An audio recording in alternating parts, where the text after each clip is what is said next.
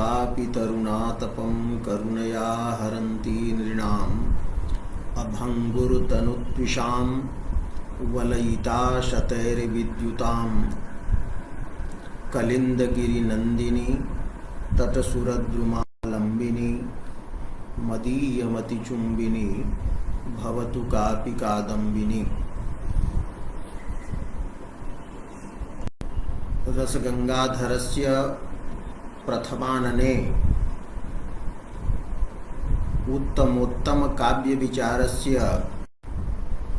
प्रकरणं वर्तते। तत्र पूर्वम् उत्तमोत्तम काव्यस्य यानि त्रीणि उदाहरणानि रसगंगाधरकृता दत्तानि तेषां विषये विचारः जातः। उत्तमोत्तम काव्यस्यैव प्रकरणे पुनः अपरः विचारः भवति। निशेषच्युतचन्दनस्तनतटम् इत्यादि श्लोकः प्रायेण सकलेषु आलंकारिक ग्रंथेषु ध्वनेः उदाहरणत्वेन प्रसिद्धः वर्तते। ध्वनिकाव्यम् एव पंडितराजमते उत्तमोत्तम काव्यं वर्तते इति पूर्वं प्रतिपादितम्।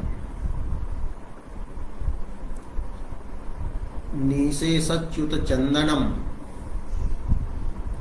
इति पद्यस्य चित्रमीमांसायाम् अप्पै दीक्षितेन या व्याख्या कृता सा पंडितराजेन समालोच्यते। पंडितराजः वदति यद् अप्पै दीक्षितेन यद् व्याख्यानं कृतं तत् समीचीनं नास्ति। एतादृशे व्याख्याने अलंकारशास्त्रस्य यः सिद्धान्तः तस्य विरोधः भवति। इदानीं द्रष्टव्यं भवति यत् अप्पय दीक्षितेन अस्य श्लोकस्य व्याख्यानं किं कृतम्। प्रायेण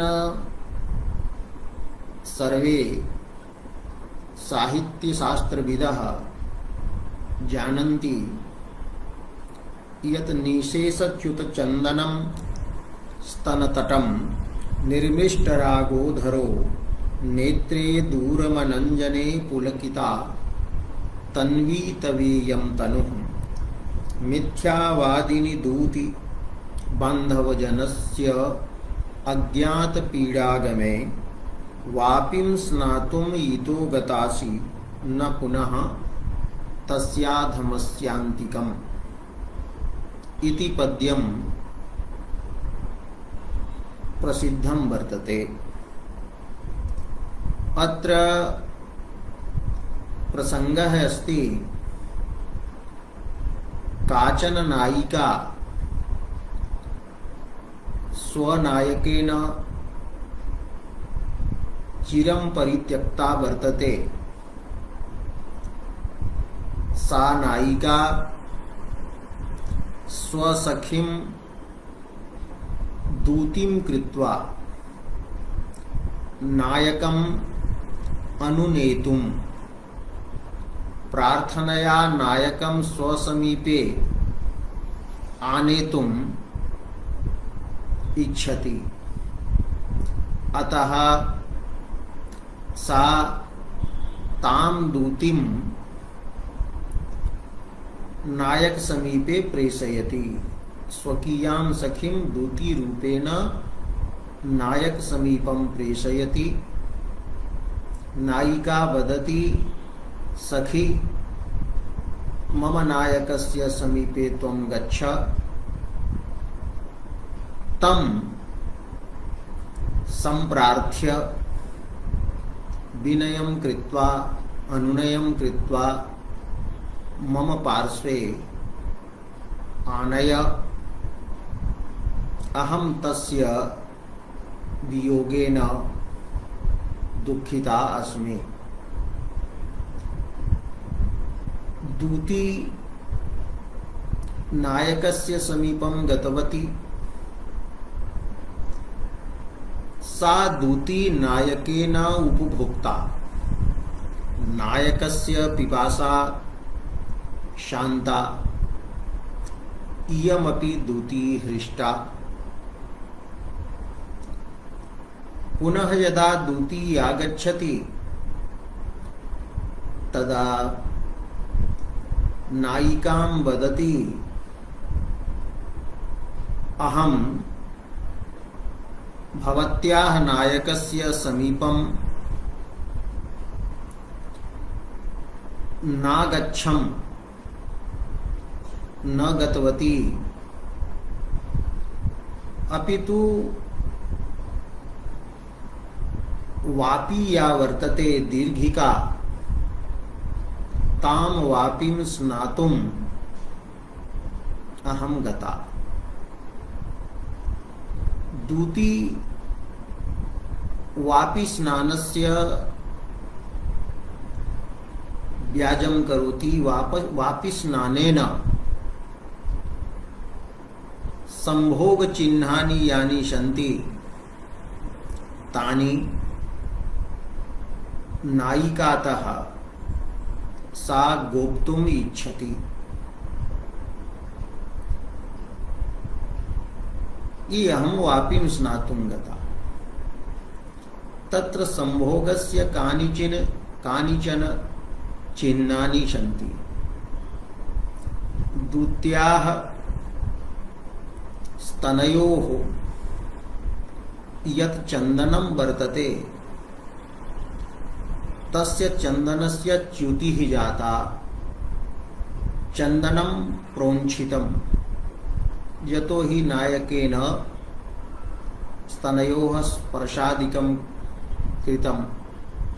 तच्चन्दनच्यवनम् एवं अधरपानेन अधरे यः आसीत् रागः रक्तिमा सोपि प्रोञ्छितः चुम्बनेन। एवं नेत्रयोः अंजनस्यापि कज्जलस्यापि प्रोञ्छनं जातम्। यतः तत्रापि चुम्बनं विहितं नायकेन। नयनयोः कज्जलाभावः।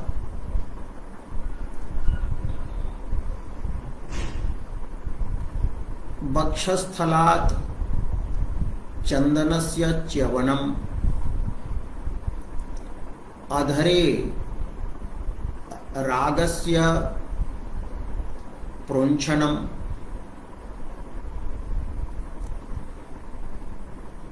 एतत् सर्वं संभोगजन्यं भवति। एवं स्नानेनापि भवति। स्नानजन्यत्वम् अपि तत्र भवति। स्नानेनापि चन्दनच्यवनादिकं संभवति। इत्थं चन्दनच्यवनादेः सम्बन्धः संभोगेनापि संभवति। अर्थात चन्दनच्यवनादिषु संभोगजन्यतापि संभवति एवं च स्नानजन्यतापि संभवति। अतः चन्दनच्यवनादीनां संभोगेन स्नानेन च सह संबंधः वर्तते। इत्थं चन्दनच्यवनादीनि साधारणानि सन्ति। स्नानजन्यत्वात् संभोगजन्यत्वाच्च।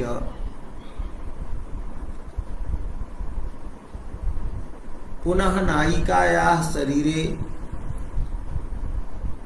दूत्याः शरीरे रोमाञ्चः आसीत्, यतोहि आनन्दः आसीत्। नायककृत संभोगेन सा हर्षयुक्ता आसीत्, अतः रोमाञ्चः अपि वर्तते।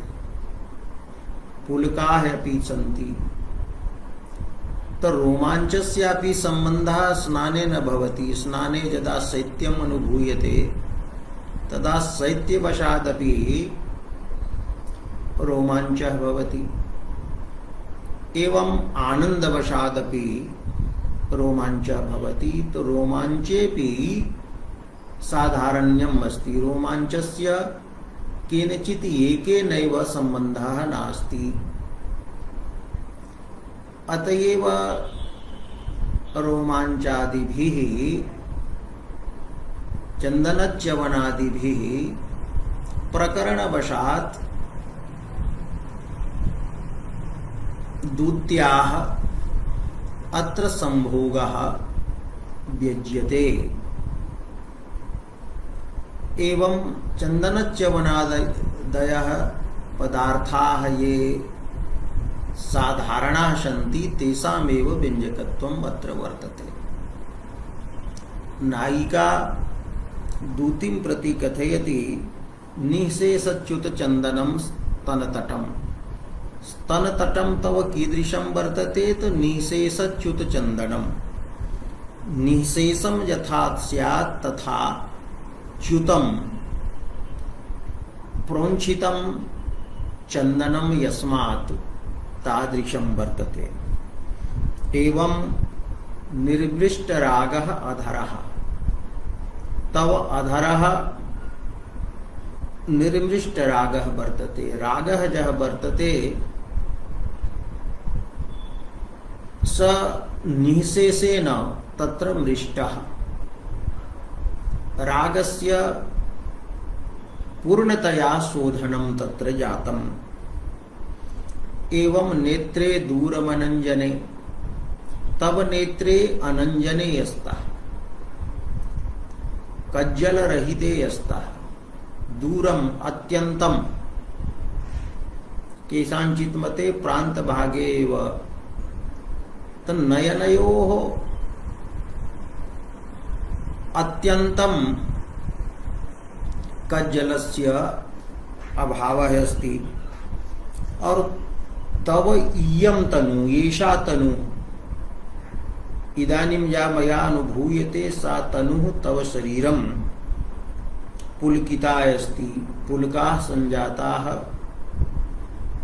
अस्यां, रोमाञ्चाः सञ्जाताः अस्याम् इति पुलकिता वर्तते तव तनु। त्वं तु पूर्वम् उक्तवती यत् अहं नायकस्य समीपं गच्छामि, तं नायकम् अनुनीय त्वत्समीपम् आगच्छामि, किन्तु त्वं तथा न कृतवती, अपितु वापिं स्नातुं गता। अतः हे मिथ्यावादिनी, मिथ्या वदितुं शीलम् एव वर्तते यस्याः सा हे मिथ्यावादिनी दूति। त्वं मादृशस्य बान्धवजनस्य पीडां न ज्ञातवती। अहं तव सखी अस्मि, अतः त्वया वापि स्नानम् इदानीं न कर्तव्यं वर्तते। त्वया तु मन्नायक समीपं गन्तव्यम्, मम पीडां त्वं न ज्ञातवती। अतः बान्धवजनस्य अज्ञात पीडागमे न ज्ञातः अनुभूतः पीडायाः व्यथायाः आगमः अनुभवः यया सा तत्सम्बुद्धौ त्वं वापिं स्नातुम् इतः अस्मात् स्थानात् मत्सकाशात् गतासि पुनः किन्तु तस्य अधमस्य स यः अधमः वर्तते नायकः तस्य अधमस्य नायकस्य समीपं त्वं न गता। स असौ नायकः अधमः वर्तते यतो हि माम् एतावन्तं कालं यावत् उपेक्षां कृतवान्। त्वया तु नायकस्य समीपे गन्तव्यम् इति वाच्यार्थः वर्तते। किंतु प्रकरणादि पर्यालोचनेन एषा नायिका या वक्त्री वर्तते सा विदग्धा नायिका वर्तते। अतः तस्याः वैशिष्ट्येन च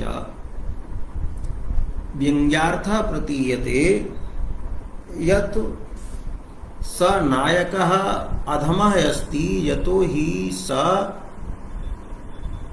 त्वया संभोगं कृतवान् तवोपभोगं कृतवान् तद्दूती संभोगजन्या तत्र अधमता अस्ति। अतः तस्य एव समीपे त्वं गता। वाच्यार्थः वर्तते तस्य अधमस्य समीपं त्वं न गता किन्तु व्यङ्ग्यार्थः भवति तस्य एव अधमस्य समीपं त्वं गता। अतः चन्दनच्यवनादीनि यानि सन्ति तानि उपभोगजन्यानि एव सन्ति उपभोगेनैव जातानि इति व्यङ्ग्यार्थः वर्तते कि तस्य अधमस्य अन्तिकं समीपं त्वं रन्तुं गता न तु अनुनेतुं न तु मां प्रति अनुकूलयितुं त्वं गता। एतादृशः व्यङ्ग्यार्थः रमण हेतुक तदन्तिक गमन रूपः व्यङ्ग्यार्थः चन्दनच्यवनादिभिः व्यञ्जकैः प्रतिपाद्यते इति अलङ्कारशास्त्रस्य सिद्धान्तः अस्ति। इदानीं द्रष्टव्यम् अस्य पद्यस्य व्याख्यानम् अप्पय्य दीक्षितेन चित्रमीमांसायां तथा कृतं येन चन्दनच्यवनादीनां सम्बन्धः केवलेन उपभोगेनैव भवति न तु स्नानेन सम्भवति। तत्कथं व्याख्यानं वर्तते इति मूलं द्रष्टव्यम्। पंडितराजः लिखति यत्तु चित्रमीमांसायां चित्रमीमांसा नामकः ग्रन्थः वर्तते अप्पय्य दीक्षितस्य यत्र अर्थचित्रम् अर्थालङ्काराः विचारिताः सन्ति प्रधानरूपेण। तो यत्तु चित्रमीमांसायाम् अप्पय्य दीक्षिताः ये सन्ति विद्वांसः आलंकारिकाः तैः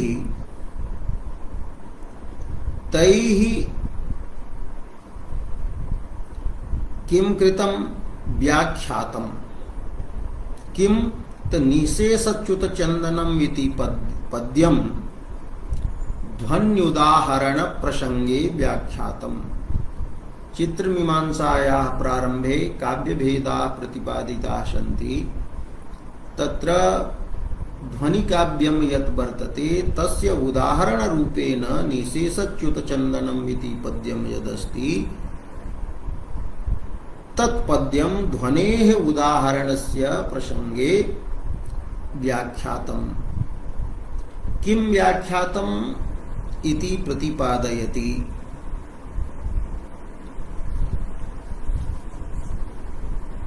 अप्पय्य दीक्षितः वदति कि स्तनतटं निशेषच्युत चन्दनं वर्तते। अप्पय दीक्षित वदति अत्र निःशेष इति पदम किमर्थम प्रयुक्तम कि स्तन तटम च्युत चंदनम एतावदेव वक्तव्यम कि तव स्तन तटात् चंदनस्य च्युतिः अभवत्, चंदनस्य प्रोंछनं जातम्। निःशेषीति पदम यदि न दीयते तदा चंदनच्यवनस्य स्नानेनापि संबंधः स्यात्, उपभोगेनापि संबंधः स्यात्, किंतु चंदनच्यवनस्य संबंधः उपभोगेनैव भवतु, उपभोगजन्यता एव चंदनच्यवने बोध्येत, एतदर्थं निःशेष ग्रहणं कृतम्। यतो हि चंदनस्य च्युतिः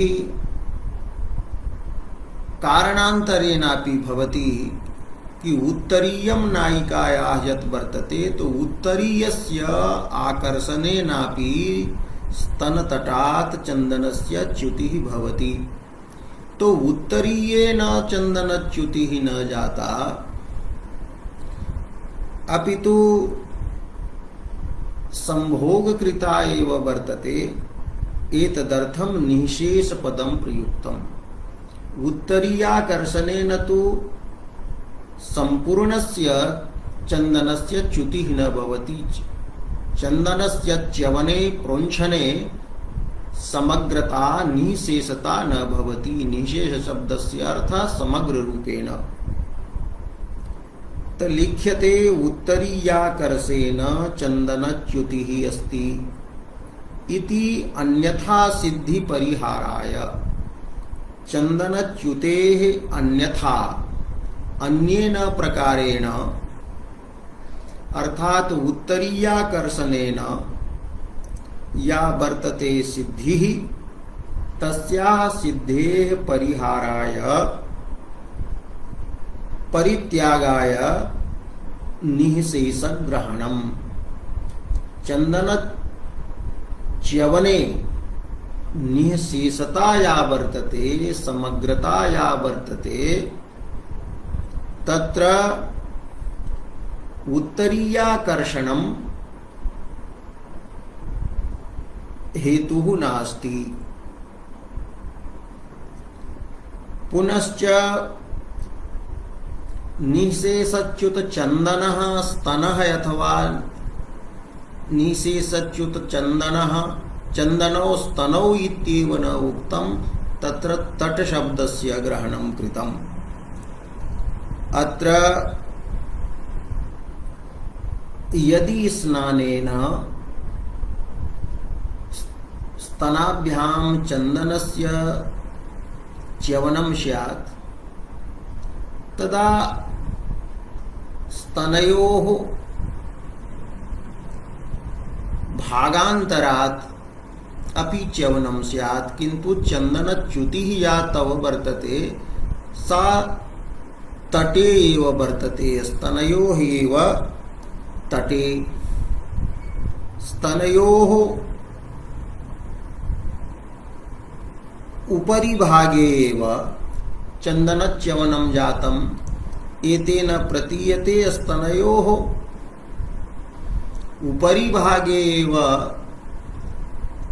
चंदनच्यवनेन प्रतीयते, यत् एषा चंदनच्युतिः संभोगकृता एव वर्तते, आलिंगनकृता एव वर्तते, चुम्बनादिकृता एव वर्तते।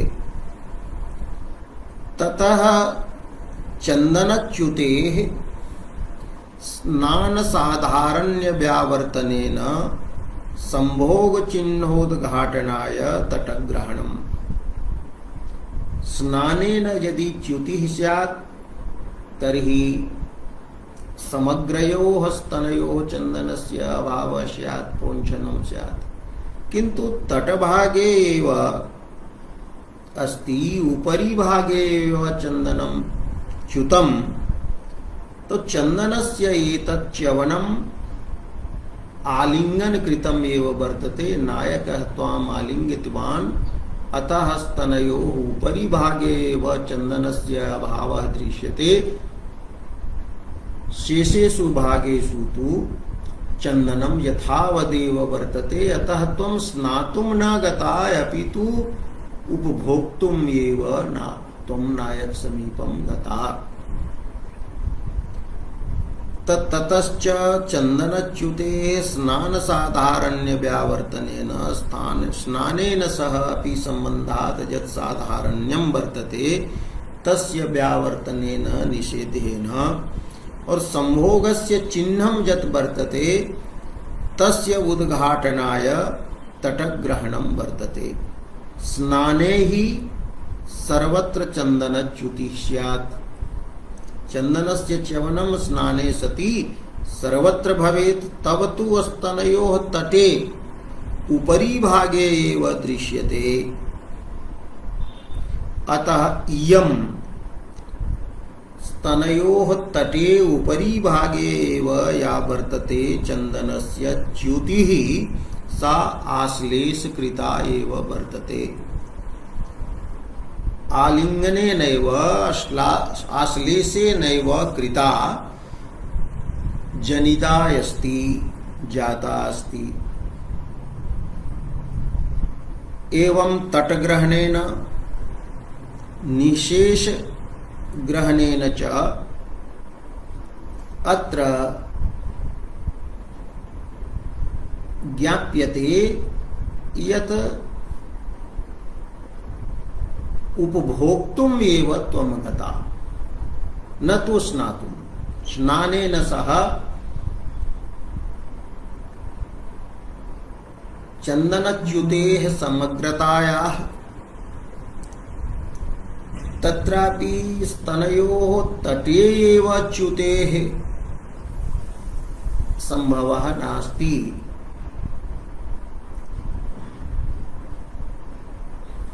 एवं अग्रे तथा अप्पय दीक्षितः वदति, निर्मृष्ट रागोधरः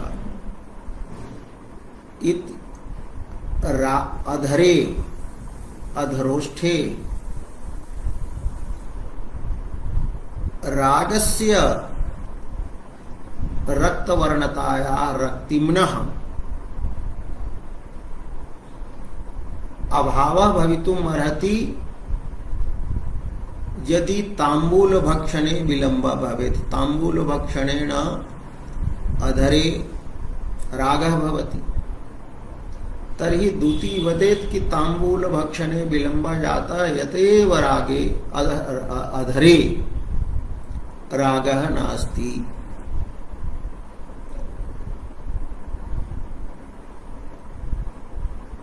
तांबूल ग्रहण विलंबात् पूर्वः जः रागः आसीत् तत्र किंचिन मृष्टता भवेत्। रागस्य ईषदेव प्रोक्षणं भवेत्, न तु निःशेषेण। निर इति वर्तते यः उपसर्गः, सः मार्जन क्रियायाः निःशेषतां बोधयति कि रागः अत्यंत परिशुद्धः अस्ति, तव अधरोष्ठे रागः अस्ति एव नहीं। यतो हि यदि तांबूलग्रहणेन तांबूलग्रहणस्य विलंबात् अधरे रागः न स्यात्, तर्हि अधरे रागस्य किंचित मृष्टता भवेत्। रागः किंचित एव मृष्टः भवेत्, न तो समग्र रूपेण। तथा पंक्तिः वर्तते, तथा निर्वृष्ट रागः अधरः इत्यत्र तांबूलग्रहण विलंबात् प्राचीन रागस्य प्राग्भवस्य रागस्य मने पूर्वस्य रक्तिम्नः रक्तवर्णस्य किंचित मृष्टता स्यात्। अतः अन्यथा सिद्धि परिहाराय तांबूल ग्रहणस्य किंचित मृष्टता अधरस्य किंचित मृष्टता तांबूल ग्रहण विलंबादपि संभवति। अतः अन्यथा या सिद्धि वर्तते तस्याः परिहाराय निषेधाय निर्मृष्ट रागः इति रागस्य निःशेष मृष्टता उक्ता। कि रागस्य या वर्तते मृष्टता तत्र निःशेषत्वम् उक्तम्। पुनश्च यदि तांबूल ग्रहण विलंबेन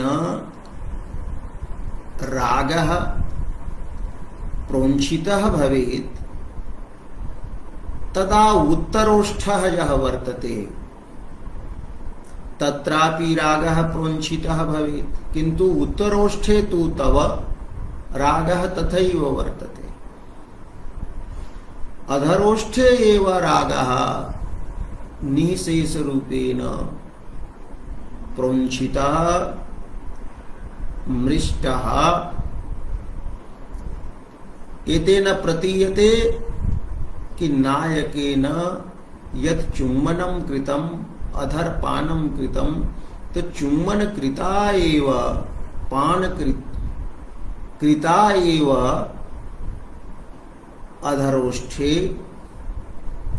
रागस्य निःशेषता वर्तते। पुनः अग्रे उच्यते पुनः स्नान साधारण्य व्यावर्तनेन स्नानेन सह यत् वर्तते साधारण्यम् तस्य व्यावर्तनेन निषेधेन और एवं च संभोग चिन्होद्घाटनाय संभोगस्य एतत् चिह्नं वर्तते अधरोष्ठे रागस्य मृष्टतायाः समग्रत्वं निःशेषत्वम्। तत्संभोग चिन्होद्घाटनाय अधर इति विशिष्य ग्रहणम्। अधर इति विशिष्य अर्थात ओष्ठ विशेषस्य ग्रहणं वर्तते। ओष्ठौ द्वौ भवतः, एकः उत्तरोष्ठः अपरश्च अधरोष्ठः। तो विशिष्य ग्रहणं वर्तते। अग्रे स्फुटीक्रियते उत्तरोष्ठे सरागे तव उत्तरोष्ठः यः वर्तते ऊर्ध्वोष्ठः यः वर्तते स तु सरागः अस्ति, रागेन युक्तः वर्तते। किन्तु ओष्ठमात्रस्य निर्मृष्ट रागता या अस्ति सा चुम्बन कृता एव वर्तते, चुम्बनेनैव जन्या अस्ति। तो उत्तरोष्ठे सरागे अधरोष्ठ मात्रस्य निर्मिष्ट रागता चुम्बन कृता एव। इत्यादिना व्याख्यातम्।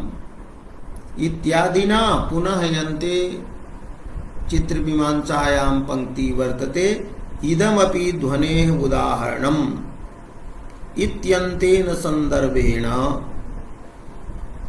व्याख्यातम्। चित्रमीमांसायाम् उक्तम् तटादि घटिताः वाक्यार्थाः अनेके यत्र वाक्यार्थाः सन्ति। स्तनतटं निशेषच्युत चंदनम वर्तते। तो अयम इदम वाक्यम तट शब्देन निशेष शब्देन च घटितम् अस्ति। अनेन चन्दनच्यवनस्य स्तनयोः उपरि भागे एव निःशेषेनैव मृष्टता बोध्यते। तथैव नेत्रे दूरमनंजने इत्यादौ दूरपदम् अपि उपात्तम्।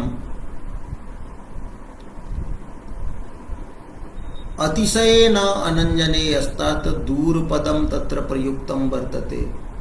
अथवा प्रान्तभागे एव कज्जलराहित्यं जातम्, अनेन चुम्बनकृता एव कुचुम्बनकृतम् एव कज्जलराहित्यं तत्र वर्तते इति सिद्ध्यति। तनुः कथयति इयं तनुः पूर्वम् एतादृशी तनुः तव न दृष्टा यत्र एतादृशः रोमाञ्चः भवेत् इयं पदम् इति तत्र प्रयुक्तम्। पंडितराजः अग्रे तथा न वदति, किन्तु केवलं संकेतयति कि इत्यन्तेन संबंधेन संदर्भेण तटादि घटिताः ये सन्ति वाक्यार्थाः ते स्नान व्यावृत्ति द्वारा स्नानस्य व्यावृत्तेः निषेधस्य द्वारा संभोगांगानां संभोगस्य यानि अंगानि सन्ति आलिंगनम चुंबनम इत्यादीनि तत्संभोगांगानाम् आश्लेष चुंबनादीनां प्रतिपादनेन प्रधान व्यंग्य व्यंजने सहायकम् आचरन्ति सहायतां कुर्वन्ति। तटादि घटिताः पदार्थ वाक्यार्थाः सहायाः भवन्ति। कुत्र प्रधानं यत् व्यंग्यं वर्तते, व्यंग्यं किम् अस्ति? नायिका दूतिं व्यञ्जनावृत्त्या बोधयति कि त्वं तस्य अधमस्य समीपं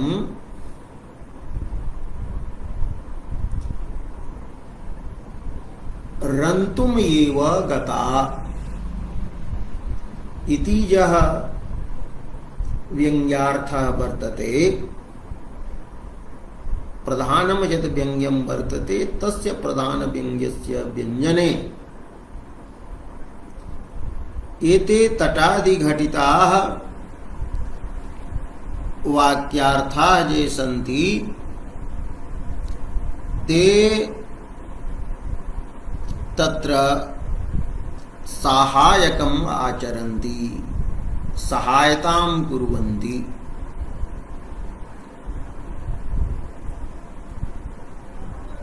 एवं तटादि घटितानां वाक्यार्थानां संभोगे नैव संबंधः वर्तते, उपभोगे नैव संबंधः अस्ति, न तु स्नानेन।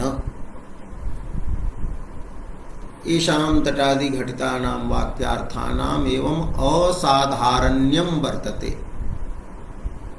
यथा धूमस्य संबंधः वह्निना एव भवति, न तु अन्येन। तथैव चन्दनच्यवनादीनां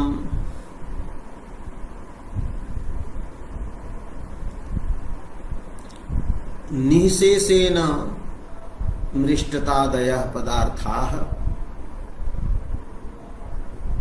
संभोगे नैव संभवन्ति। अतः एते वाक्यार्थाः असाधारणाः सन्ति। एवं अस्मिन् पद्ये ये व्यंजकाः वाक्यार्थाः तेषाम् असाधारण्यम् अप्पय दीक्षितेन प्रतिपादितम्। एतादृशानां चन्दनच्यवनादीनां संबंधः स्नानेन न संभवति अपितु उपभोगे नैव भवति। ते एतादृशं यद् व्याख्यानं वर्तते तत् व्याख्यानं कीदृशम् अस्ति, एतादृशस्य व्याख्यानस्य निबन्धनं किम् अस्ति, कारणं किम् अस्ति। तर्हि पंडितराजः कथयति अस्य पद्यस्य एतादृशं यत् व्याख्यानं वर्तते तस्य निबन्धनं कारणम् अलंकार शास्त्रस्य तत्त्वस्य अज्ञानम् अस्ति। अप्पय दीक्षितः अलंकार शास्त्रस्य तत्त्वं न जानाति, अतएव एतादृक् व्याख्यानं तेन कृतम्। त उच्यते सहायकम् आचरन्ति इति तत् एतत् तत् पूर्वं प्रतिपादितम् एतत् यत् वर्तते व्याख्यानं तत् अलंकार शास्त्र तत्त्वानवबोध निबन्धनम्। अलंकार शास्त्रस्य यत् तत्त्वं वर्तते, यह सिद्धान्तः वर्तते, तस्य यः अनवबोधः अज्ञानम्, अवबोधः ज्ञानम्, अनवबोधः अज्ञानम् एव निबन्धनं वर्तते, कारणं वर्तते। यस्य तत् एतादृशं वर्तते तदेतद् व्याख्यानम्। एतादृशं व्याख्यानम् अलंकार शास्त्र तत्त्वानवबोध निबन्धनम्।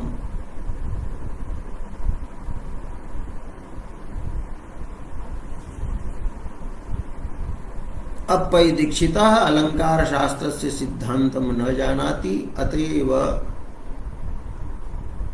एतादृक् व्याख्यानं स कृतवान्।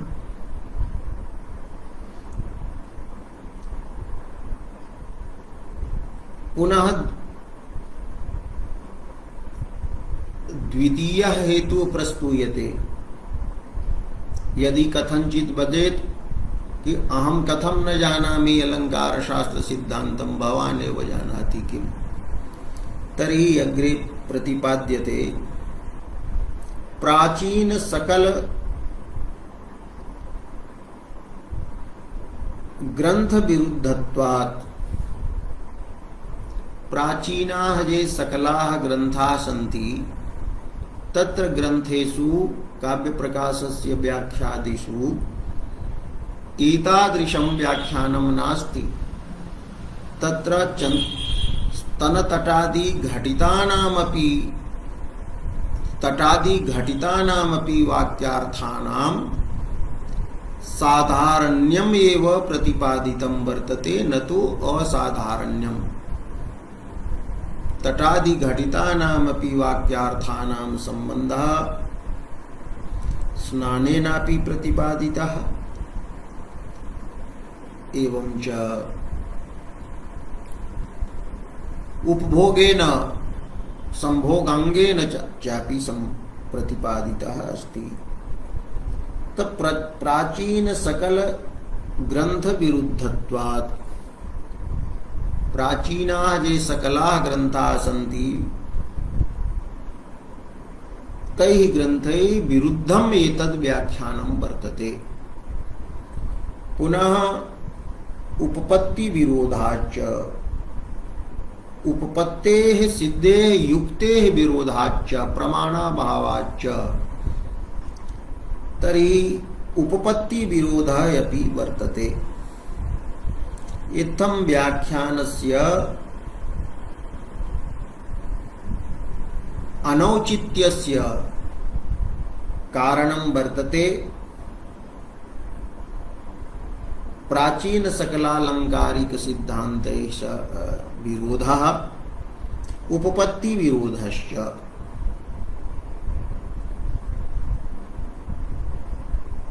कथम प्राचीन सकलालंकारिक ग्रंथ विरोधः अस्ति तर्हि सर्वप्रथमं काव्य प्रकाशः एव अत्र उद्ध्रियते पंडितराजेन। काव्य प्रकाशकारः पंचमोल्लासे व्यंजनायाः प्रतिष्ठापनस्य प्रसंगे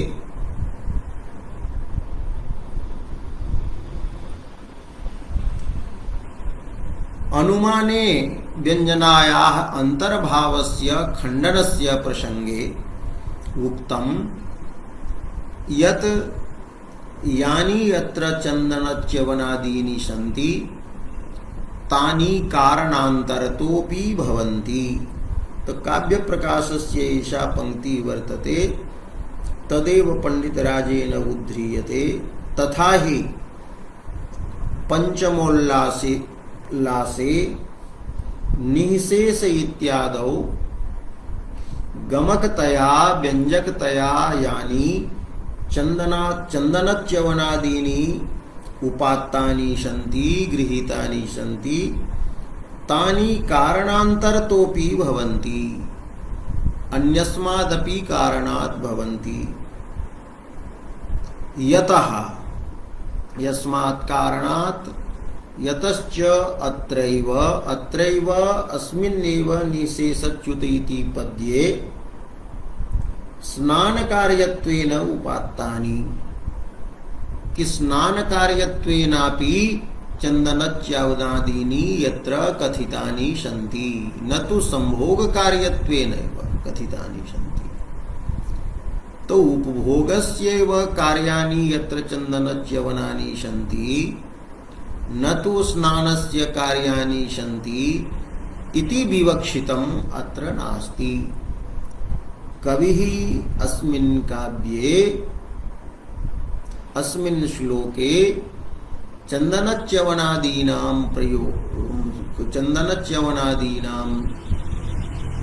निबन्धनम्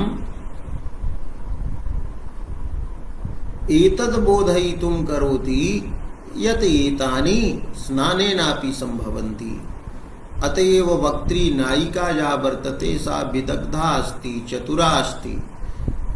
अतः व्यंजनया वदति दूती वक्तुं न शक्नोति यत् तव पार्श्वे किं प्रमाणं वर्तते यत् मां त्वं वदसि कि अहम् उपभोगं कृत्वा आगतवती। अतः विदग्धा उत्तमा चतुरा या नायिका वर्तते सा तादृशानि व्यंजकानि प्रयुङ्क्ते यैः वाच्यदशायां स्नानस्यापि बोधः भवेत्। यदि दूती वदिष्यति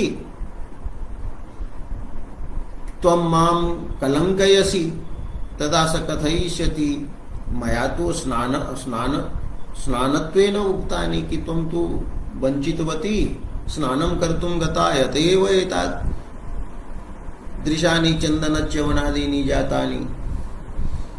तर्हि कथयति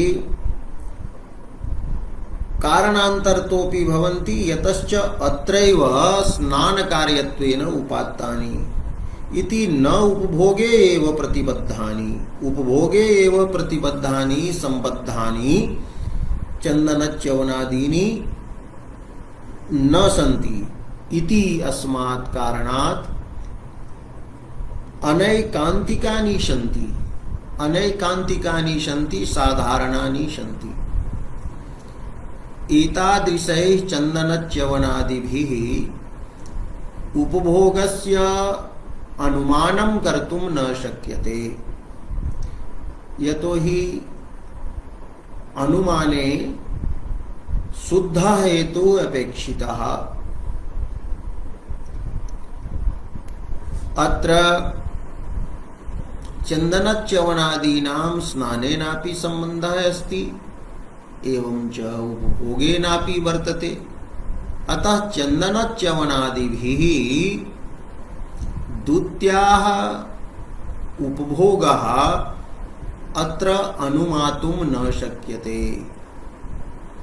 एवं अनुमाने व्यंजनायाः अंतर्भावः न कर्तुं शक्यते। व्यंजना ही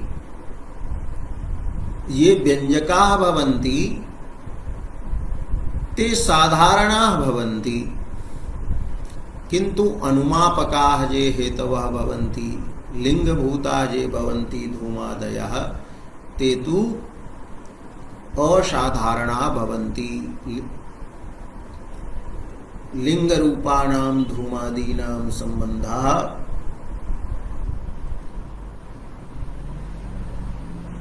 बहनिना एव बहन्य प्रवृत्तिनापि एव संभवति, न तु अन्येन। अत्र तु चन्दनच्यवनादीनां सम्बन्धः स्नानेनापि वर्तते उपभोगेन च, अतः अनुमाने व्यंजनाया अंतर्भावः न संभवति। एतादृशः अभिप्रायः काव्यप्रकाशकारस्य पंचमोल्लासे प्रतिपादितः वर्तते। तन्नोपभोग एव प्रतिबद्धानि इति अनैकान्तिकानि सन्ति। अनैकान्तिकः एकः हेत्वाभाषः भवति। यः हेतुः साध्येनापि सम्बन्धं करोति, साध्येन सम्बन्धः भवति, साध्यभिन्नेन असाध्येन सम्बन्धः यस्य भवति, पक्षे सपक्षे विपक्षे सर्वत्र यः वर्तते हेतुः स अनैकान्तिकः हेत्वाभाषः भवति। अतः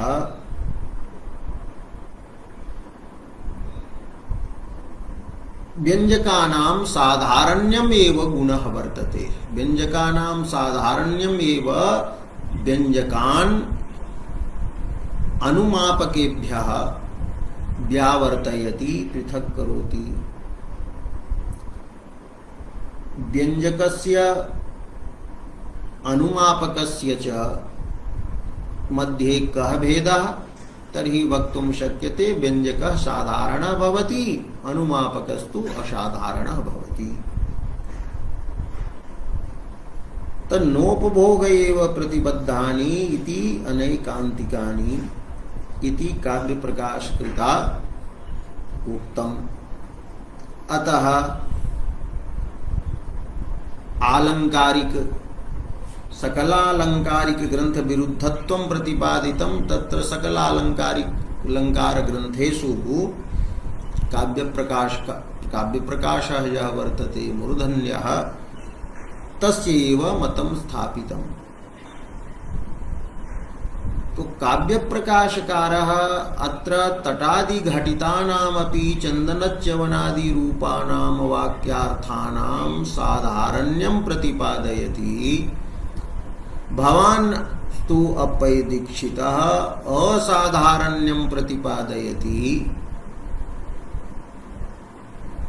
इति विरोधः स्फुटः एव वर्तते प्राक्तनालंकारिक ग्रंथात्। व्यंजकः साधारणः भवति इत्यपि भवान् न जानाति। अतः अलंकार शास्त्रस्य अवबोधः नास्ति। तो भवतः एतद्व्याख्यानम् अलंकार शास्त्रानवबोध निबंधनं वर्तते। तो एवं काव्य प्रकाशस्य एकम स्थलं तत्र पंचमोल्लासे यद् वर्तते तत् पंडितराजेन उद्धृतम्। पुनः अपरम् अपि दीयते। एका प्राकृत गाथा प्रसिद्धा वर्तते अलंकार शास्त्रे भमधम्मीय विस्तत्था। प्राकृत संस्कृत छाया अस्ति भ्रमधार्मिक विस्रब्धः सस्मुनकोद्यमारितस्तेन गोदा नदी कंचकुंजवासिना दृप्त सिंहेन।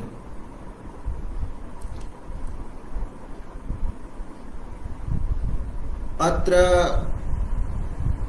काचित् असती पुंश्चली स्त्री कंचन धार्मिकं वदति। धार्मिकः यः वर्तते स पुष्पाणि अवचेतुं ग्रहीतुं ग्रामे पूर्वं गच्छति स्म, किन्तु ग्रामे कुक्कुरः अस्ति, अतः कुक्कुरस्य भयात्, कुक्कुरः यदा आगतः तदा कुक्कुरस्य भयात् स ग्रामे न गच्छति, गोदावरी नदी तीरे स पुष्पाणि पत्राणि च चिनोति। तत् गोदावरी तीरं पुंश्चल्याः नायिकायाः संकेतस्थानं वर्तते, तत्रैव सा उपपतिना नायकेन संगच्छते, समागमं करोति।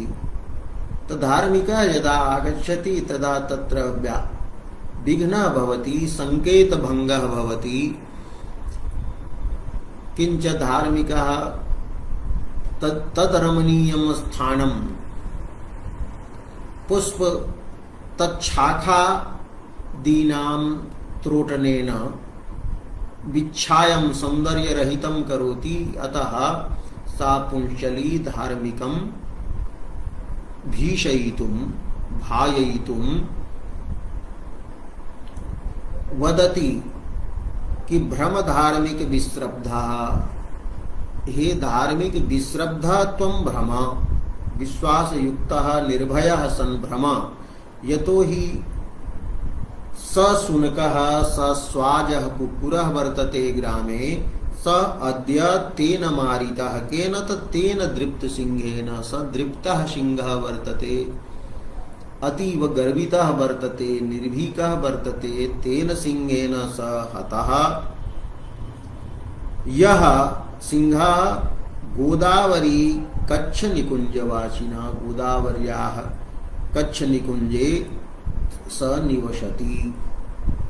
तो गोदावरी तट निवासिना दृप्त सिंहेन स शुकः मारितः, अतः त्वं भ्रम।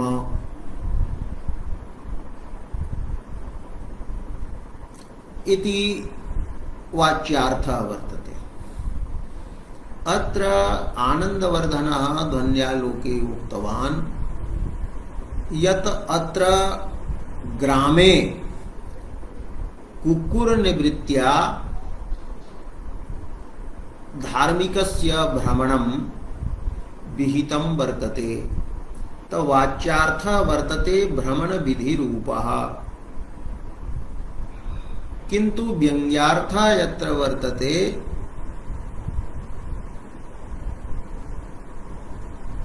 गोदावरी तटे त्वं न भ्रम,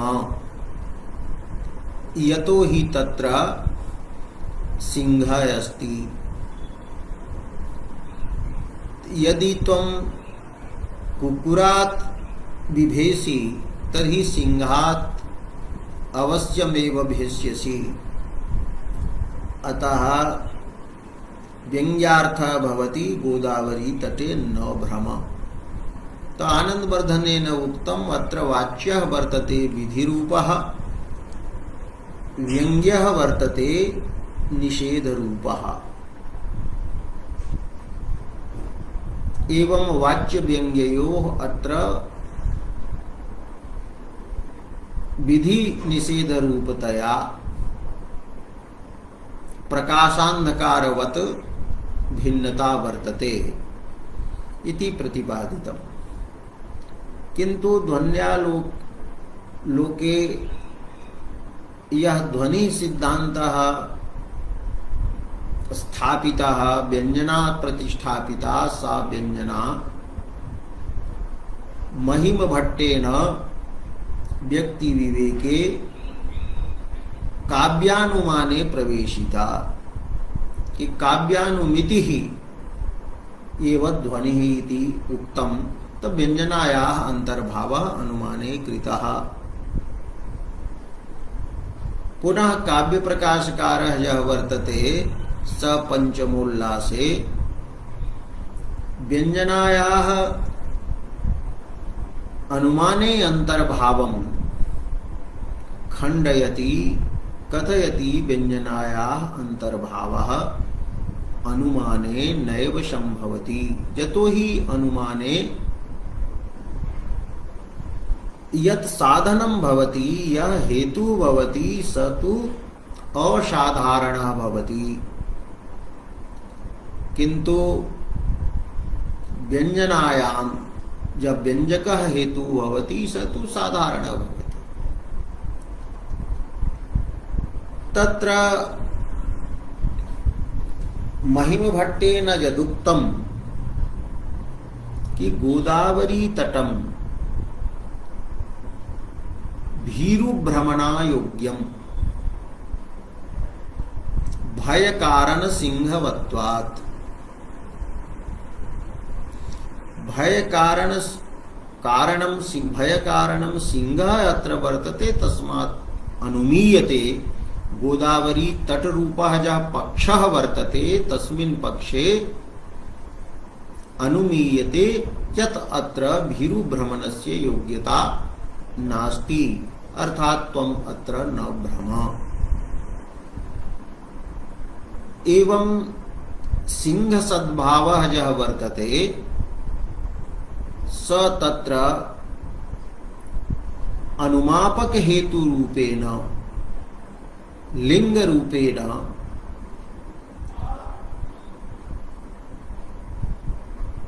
महिमभट्टेन स्वीकृतः। महिमभट्टः उक्तवान् यत्र सिंह सद्भावः यः वर्तते तदेव अस्ति लिंगम्। तेन भ्रमण निषेध रूपः अर्थः गोदावरी तटे अनुमीयते। अतः नास्ति व्यंजना। व्यंग्य व्यंजक भाव वस्तुतः अनुमाप्य अनुमापक भाव एव वर्तते। ध्वनि या वर्तते सापि अनुमिति ही, सोपि अनुमिति ही एव वर्तते। अत्रापि सिंहस्य साधारण्यम एव काव्य प्रकाश कृता प्रतिपादितम कि सिंह सद्भावः यत्र भवति तो सिंह सद्भावस्य भ्रमण निषेधेनैव संबंधः नास्ति। अयं हेत्वाभाषः वर्तते। अत्र मुख्य रूपेण त्रयः हेत्वाभाषाः प्रतिपादिताः सन्ति। इत्थं च व्यंजकस्य साधारण्यम् एव प्रतिपादितवान् काव्य प्रकाशकारः। कथम अत्र के हेत्वाभाषाः सन्ति, कथं सन्ति इति पुनः सोमवासरे विचारयिष्यते। अद्य एतावदेव बोद्धव्यं भवति यत् काव्य प्रकाशकार मते अन्येषाम् अलङ्कारिकानामपि च कृते यः व्यञ्जकः भवति स साधारणः भवति। यदि तटादि घटितानां चन्दनच्यवनादि रूपाणां वाक्यार्थानाम् असाधारण्यं प्रतिपाद्यते तदा तु तत्र व्यञ्जकत्वम् एव न संभवति। अतः असाधारण्यं तत्र निराकरणीयं, साधारण्यं प्रतिपादनीयम्। एतादृक् व्याख्यानं विधेयम् अस्ति। इत्थं पंडितराजेन निशेषच्युतचन्दनम् इत्यस्य अप्पय दीक्षित कृतं यद् व्याख्यानं तत् समालोच्यते। अद्य एतावदेव, पुनः सोमवासरे।